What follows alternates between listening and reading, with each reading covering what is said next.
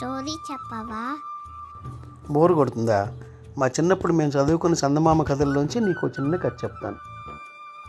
విశాల దేశంలోని రూపవర గ్రామంలో ఎందరో గొప్పవారు ఉండేవారని చెప్పుకునేవారు. అక్కడ ఎందరో సంగీత విద్వాంసులు, మహానటులు, మహాకవులు, శిల్పులు ఉండేవారు. వాళ్ళు పేద సాధల కోసం తాము సంపాదించిన ధనమంతా వినియోగించేవారట. విశాల దేశపు రాజు విజయసేనుడు రూపవర గ్రామంలోని గొప్పవాళ్ళని గురించి విని ఆ ఊళ్ళో అందరిలోకి గొప్పవాడెవరో తెలుసుకురమ్మని తన మంత్రిని, సైన్యాధిపతిని, పురోహితుణ్ణి, కోశాధికారిని, మరికొందరు ఇతరులను పంపాడు. అందరిలోకి గొప్పవాడెవరో ఎవరూ చెప్పలేకపోయారు. చివరకు రాజు మారువేషంలో తానే స్వయంగా వెళ్ళి వచ్చి తాను కూడా తన అనుమానాన్ని తీర్చుకోలేకపోయాడు. ఇలా ఉండగా చిరంజీవి అనే మహాజ్ఞాని ఆ దేశం వచ్చాడు. రాజు చిరంజీవిని తన సన్నిధికి పిలిపించుకొని ఆయన నుంచి ఎన్నో విశేషాలు విని తనను బాధిస్తున్న సమస్య చెప్పాడు. రూపవర గ్రామంలో అందరికన్నా గొప్పవాడు ఎవరో తెలుసుకుని వస్తానని చిరంజీవి ఆ గ్రామానికి వెళ్ళాడు. మాధవయ్య అనేవాడు చిరంజీవికి ఊరి పొరమేరులోనే ఎదురుపడి, మీరు మా ఊళ్ళో గల గొప్పవాళ్ళని చూడడానికి వస్తున్నారా? ఒక్కొక్క గొప్పవాడిని చూపించడానికి ఒక్కొక్క బంగారు కాసు తీసుకుంటాను, సమ్మతమైతే నా వెంట రావచ్చు అన్నాడు. ఈ విషయం రాజు ద్వారా ముందే విని ఉండడం వల్ల చిరంజీవి ఆశ్చర్యపడలేదు. మాధవయ్య ఒక్కరోజులోనే చిరంజీవికి 60 మంది గొప్పవాళ్ళను పరిచయం చేసి 60 బంగారు కాసులు సంపాదించుకున్నాడు.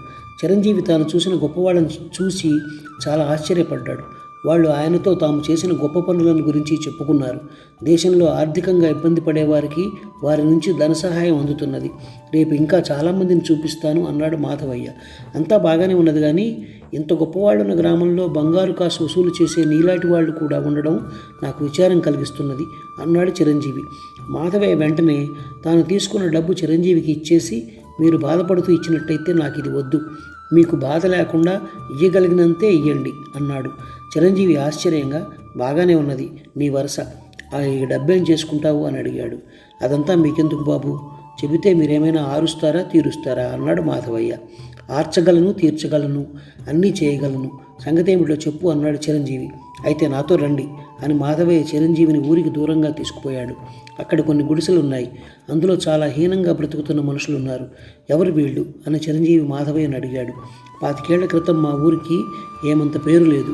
అప్పుడు ఒక సన్యాసి ఇక్కడికి వస్తే ఈ మనుషులు ఆయనను పనిగట్టుకుని అవమానించారు.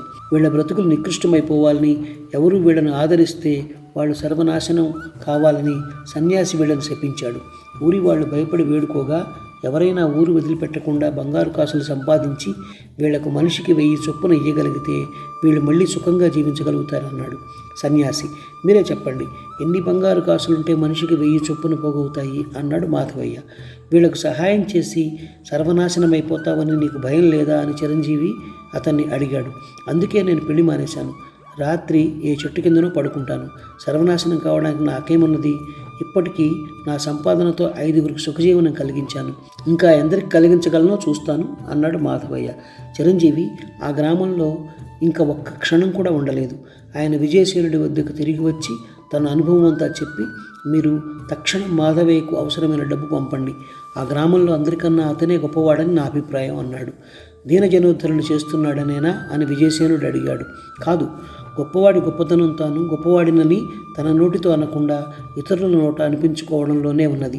ఊరందరి గొప్పతనాన్ని పొగుడుతూ మాధవయ్య ఓ మహాకార్యం కోసం శ్రమిస్తుంటే అతని గొప్పతనాన్ని గుర్తించని ఆ గ్రామవాసులు మాధవయ్య కన్నా గొప్పవారు ఎలా అవుతారు అన్నాడు చిరంజీవి. చిరంజీవి సమాధానానికి రాజు చాలా సంతోషించి ఆయనను ఘనంగా సత్కరించాడు. తాత, స్టోరీ చాలా బాగుంది.